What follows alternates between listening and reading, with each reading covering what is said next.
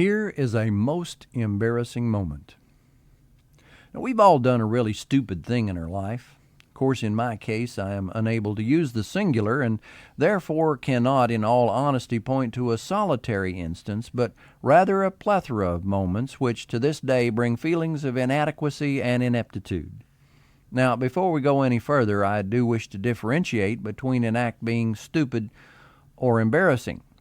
You can be stupid all by yourself, but if you want that stupidity to make you a laughingstock, then you've got to exhibit that, "Oh God, I wish I hadn't done that," behavior in front of others, preferably several others, and of course, if your desire is to be totally humiliated, do it in front of a whole crowd. Such that it was on a summer evening in 1972.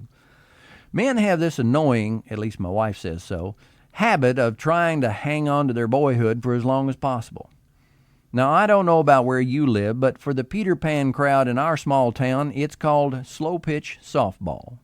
Not exactly for the totally infirm, it offers a chance for those whose dreams of major league stardom have vanished down the drain and whose reflexes are not what they used to be, to show that while they may not still have all the tools, at least they remember how to chew and spit tobacco, scratch their crotch, and otherwise strut around as if it were only bad karma which prevented them from ended up playing at Riverfront Stadium, or Synergy Field, or whatever corporation has bribed their way into getting its logo displayed prominently all over the ballpark. Ain't capitalism wonderful? We had a great team that year. A relative judgment, but that's another story. Our sponsor was the local laundry, which was why the owner got to pitch. The others assembled for this summer ritual just seemed to play pretty well together, and so we were beating up on the other local teams with great regularity. In fact, we were winning by such large margins that often late in the game we would switch positions just to keep things interesting. On the aforementioned night, we entered the last inning, leading by 17 or 18 runs, and so while shortstop was my normal position, we all did a switch, and I found myself in left field, which I had not played since my first year of Little League. Nevertheless, images of a spectacular diving catch began to crowd out the voice of reason, which kept trying to impress upon me the value of getting through this last inning without debilitating injury or humiliation. Well, the first two batters failed to get the ball out of the infield, so with 2 outs, I began to resign myself to a totally uneventful finish to a short career as a left fielder. We all anticipated the final out as their stocky reserve catcher sat down his can of suds and sauntered to the plate. Understatement can at times scream volumes. Stocky? He was every bit of 5'9", about 270, and definitely not an aerobics enthusiast. Since the ball is so large and is slowly pitched underhanded, it's actually difficult to miss it entirely. So we all snickered silently a bit as his first swing was a thing of might and grandeur, moving a sizable amount of air out of the ballpark, but nothing else. However, just as my sense of complacency was lulling me to sleep, he hitched up his pants. They said he worked at one of the sawmills, but I'm convinced that plumbing was his trade, as on occasion I had witnessed him squatting behind the plate. It was not a pretty sight.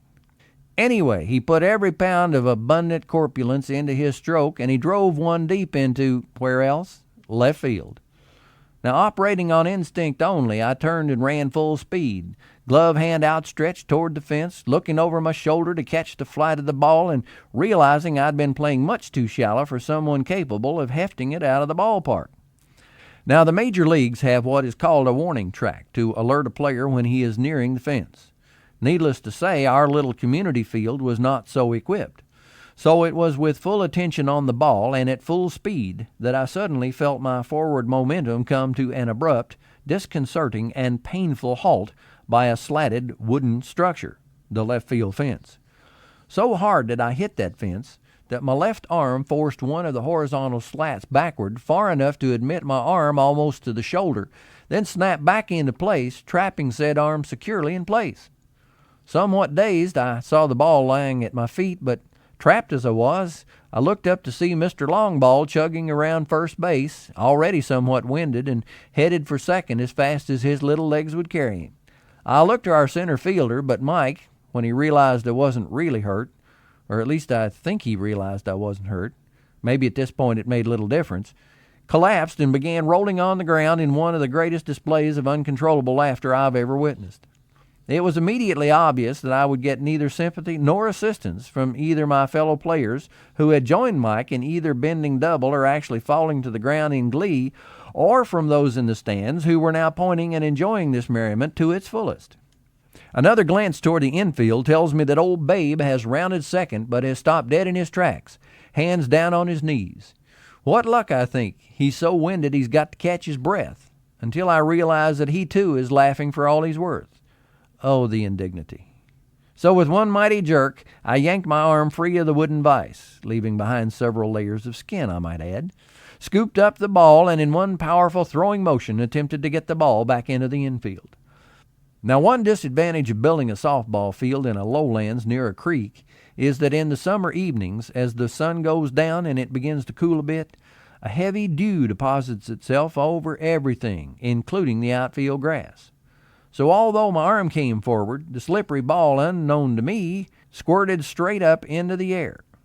Being the experienced and talented ball player that I was, I immediately reasoned that since no ball was hurtling toward where I had attempted to throw it, something was definitely amiss.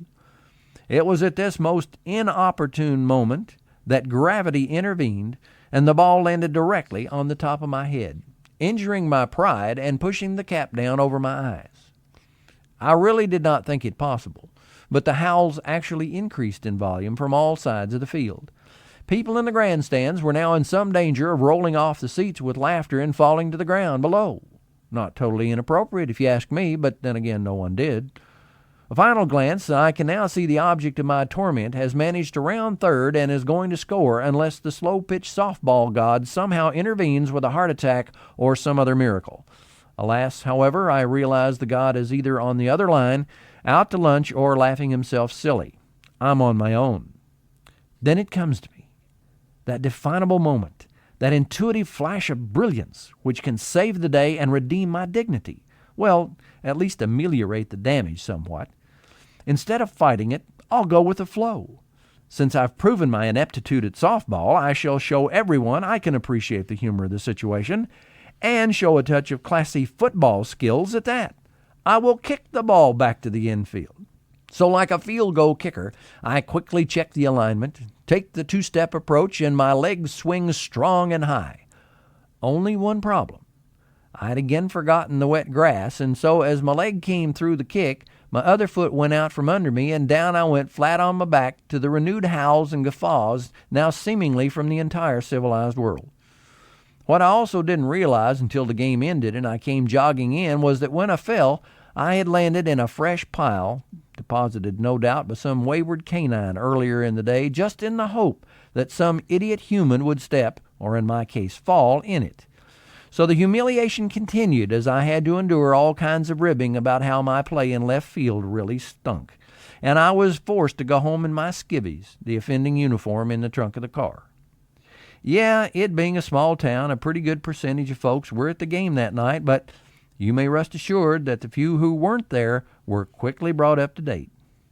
They say everyone gets 15 minutes of fame. Mine came that night and in the weeks that followed. I've been a teacher for 30-some-odd years, worked as asters for Red Cross, done some traveling, and met some interesting folks. Believe it or not, I do have some interesting stories to tell, but whenever I'm with the folks from my hometown, all I ever hear is, "Hey, tell us about that softball game back there in '72.